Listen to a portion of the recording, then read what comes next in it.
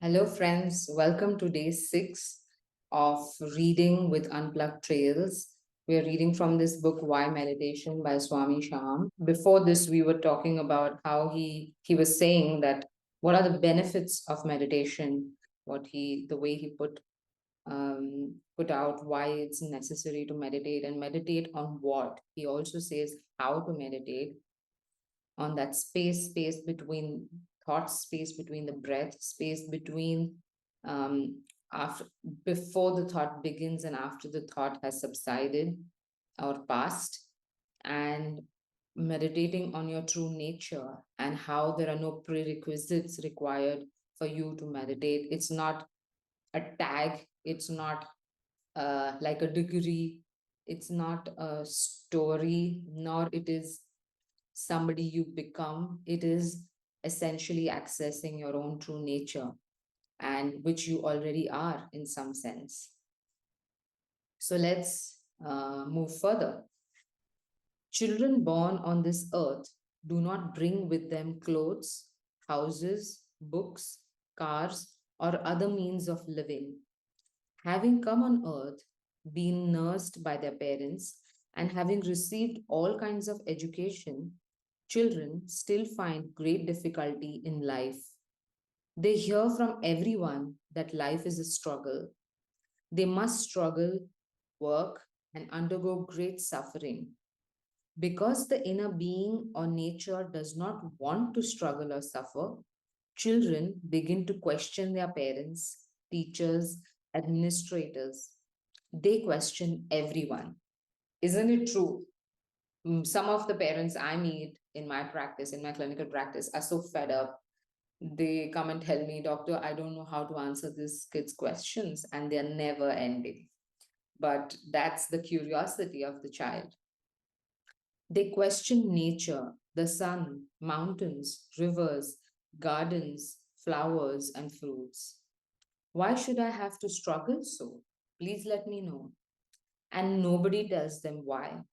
It is not our duty as parents, is it not our duty as parents, teachers, and friends of these children who are not yet intellectually mature to do so?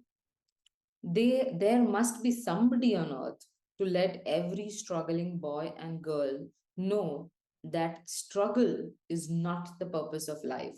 And this is so opposite to what we've been taught, right? Like we grow up thinking that I have to gain this experience, I have to grow up and study this much to become someone, and as if always talking about struggle. And essentially, he's saying struggle is not the purpose of life.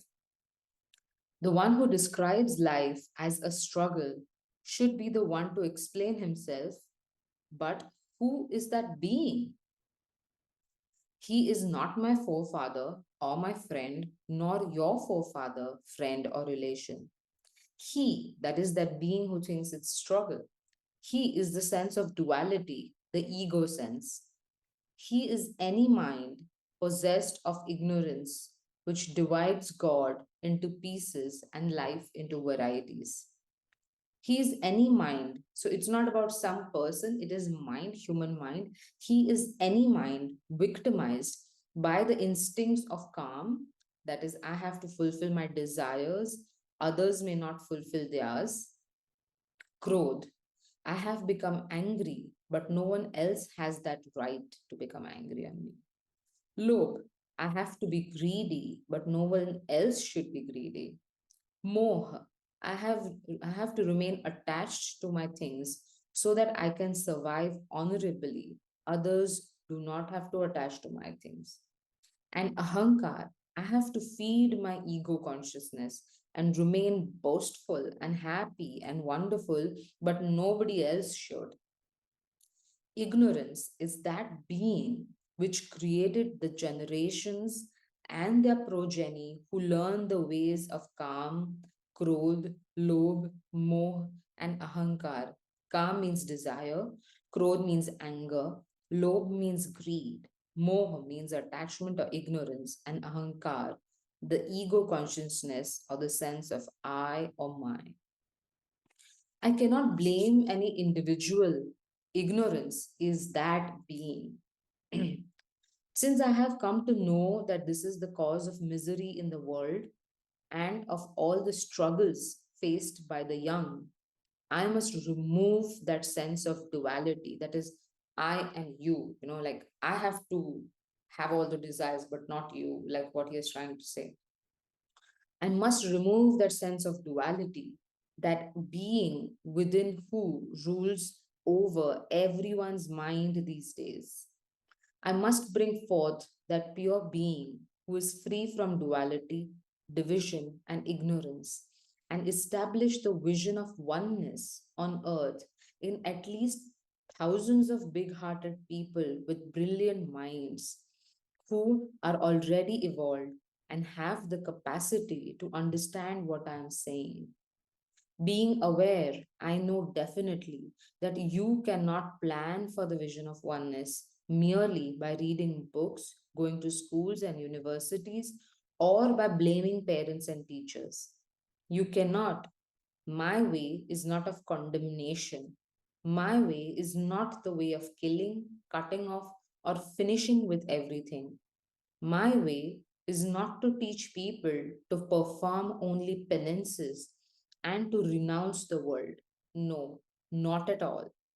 My way is that which will help every human being on earth. Knowing everyone as my own self, my way is to bring the information to all with love, joy, and happiness, and to make arrangements for everyone to practice who for everyone to practice who wants to attain that vision of oneness. Beautiful the way he describes. It's not through penances, through killing, through hurting, through uh, misery that you can attain this state. This state, the vision of oneness, is meant for everyone. There is no categorization. It's like the sun who shines on everyone. It's just like that. And it can happen only through love, joy, and happiness. And what he's doing is he's giving us this technique so that he's providing us with that space where we can meditate. Man will never be able to attain the vision of oneness by theory alone. That's why he insists so much on the practice of meditation. He must practice the technique to remove the sense of duality. My wish is that those who hear me and become open to their own true nature should, without extending any particular dignity to me, start planning for themselves, their relations, their friends, and their unborn children, the evolution of a system that will include houses and institutions and such leaders who will be able to impart the knowledge of the vision of oneness. Only this knowledge answers all the queries that so often arise, such as I have received all kinds of degrees, he says, MA, first class, PhD, and have experienced all the ideas of the world of psychology. Still, I want to ask, what is that highest awareness for which I have been struggling so far? Where is it? How is one to achieve it? And how is one to be free from pain and suffering, struggle and strife, agitation and tension, worry and confusion, which remain even after attaining all the knowledge of the world? Aware beings must evolve such a system whereby these very questions do not arise, or at least do not go unanswered. I would certainly expect them to take into consideration the new generation and to assess what man has done to to his own fellow beings in the present generation. Those who can participate in this program should come forward to start the daily practice of meditation, morning and evening. That's his simple request. Daily practice of meditation, morning and evening. Those who have enough time should meditate 4 times a day. And if there is someone who wants to dedicate his whole life to this purpose, he should even meditate 12 hours a day. and attain that supreme state of consciousness as early as possible in this lifetime. So either you practice in morning and evening, or you practice 4 times a day, or you practice 12 hours a day, but practice. I would like to see young people fully grown in their consciousness before they even reach the age of 25, so that they have many years to render service to their own people and to people everywhere in the world. What a beautiful vision! What a vision! For a long time, I have heard from elders and very awakened beings that the degeneration of the world has reached its lowest point and that it is very difficult to regenerate this world with life or awareness. They speak thus because they do not know the technique or art of regenerating awareness. It's regenerating, it's not creating, it's regenerating. That means it's already there in us.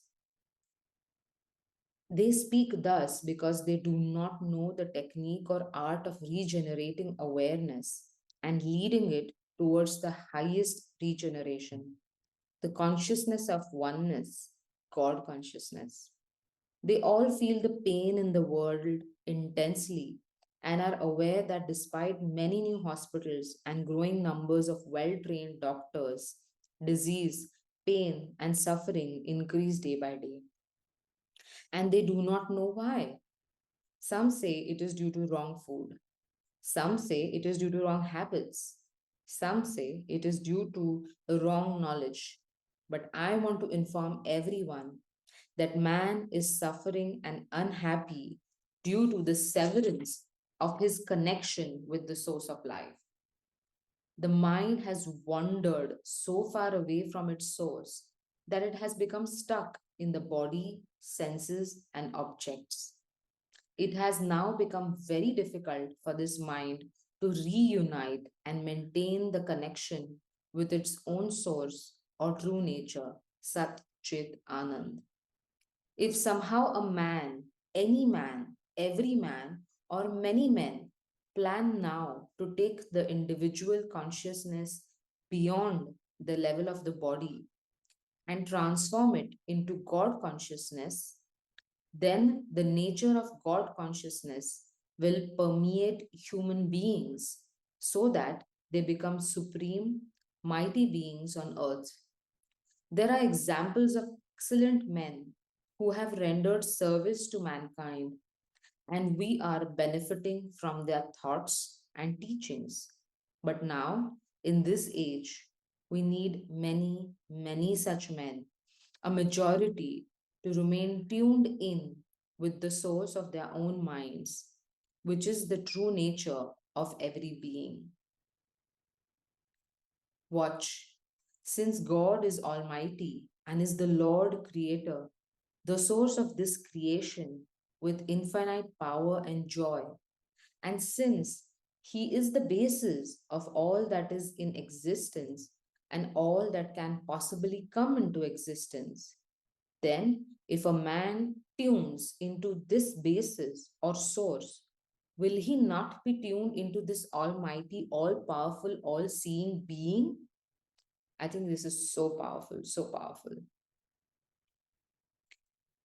Just before reading this page, if somehow a man and many men plan now to take the individual consciousness beyond the body and transform it into God consciousness, it does not mean you cut the body or you do not talk about embodying yourself, but you tune into that source at the same time doing your duties in this body, but the awareness is tuned into that source. He is the basis of all that is in existence and all that can possibly come into existence. Then, if a man tunes into this basis or source, will he not be tuned in to this almighty, all powerful, all seeing being? When any man who thinks he is weak and ignorant attunes to his own true nature, the basis which I have just described, he begins to think in that expanded way, to plan in that way. He becomes powerful in that way. His every thought becomes so powerful that he never thinks only for himself. He thinks for the whole and he plans for the well being of the whole. When this is the possibility, why should we not attempt this experiment? This is the age of experimentation. In the field of technology, man has advanced so much, and in the field of intellect, man has also advanced. Why should man not advance in the field of knowledge or pure intuition then? A man should be aware of what will suit him in the days to come and what has made him miserable up to this time so that he should not repeat his ignorance. Beautiful. This is the knowledge which should become the property of every human being right now in this age when there are many, many questions going unanswered. Kal, which means time or death, is not going to spare any man. I have made some calculations, as I'm sure you all must have done in this era of mathematics and computers. These days, a man lives barely 100 years. Of these, this is very interesting, you listen to this. Of these 100 years, the last 20 pass uselessly in old age, while the first 20 years, the child's intellect has not yet fully developed. Of the remaining 60 years, one third, that is 20 years, is spent in sleep. This means that 60 years are consumed totally in the ignorance of childhood, old age, and in the dark night of deep sleep state. An additional 20 years are spent at work, leaving only 20 years, then 10 of which are needed for eating, another 4 for bathing, brushing, teeth, and going to the bathroom. And only 6 years remain. Now, let me know how much can a man do in these remaining 6 years? How many children can be produced? Can he produce and raise? How much time does he have for reading and studying? How much can he attempt? Should not an intelligent man be ready to account for his whole life and determine in which way it should be planned? I say there is a definite way. It has been established that the purpose of life for a child is to grow happily. First, he has to grow physically and be healthy. Second, he should grow into a balanced state of mind so that he does not become confused, worried, agitated, and suffer from psychosomatic diseases. Third, he should not suffer from the inferiority and insecurity which are eating into the vitals of every young man and woman these days. Every young person should make himself so powerful, so perfectly at peace, and so worthwhile that he can attend to any job of his choice and remain capable of performing the required actions with delight until the desired result of his actions is attained. This is possible through Sham Dhyan. In fact, Sham Dhyan is a way of living life. Beautiful. We have to start by becoming aware of how a child grows into strength. You must have seen that if you place an arrow on a bow and draw it back, the arrow gains great power and momentum. Thus, it will never fall short, and if the aim is right, it will hit the target. In this way, the mind, which at present is loosely tagged to the body and senses, should be indrawn to the extreme, to the point of absolute awareness, the very source of the mind itself. Then it should be aimed at helping the children of God on earth and released. The mind will hit the target. Absolutely beautiful, absolutely delightful. I'm so blessed and pleased to read this, to come across this, and I urge all of you to really absorb this message, really start practicing, 1 minute a day, 2 minutes a day, 5 minutes a day, and see how it feels to you, how it appeals to you, and you yourself. It is an experiment, he says. So you will yourself see the changes with this. And I'm I'm so delighted, so overjoyed rather, to read this. Every time I read this, it makes so much sense to me. So thank you for listening. Please comment, share, and like, and see you in the next video. Lots of love.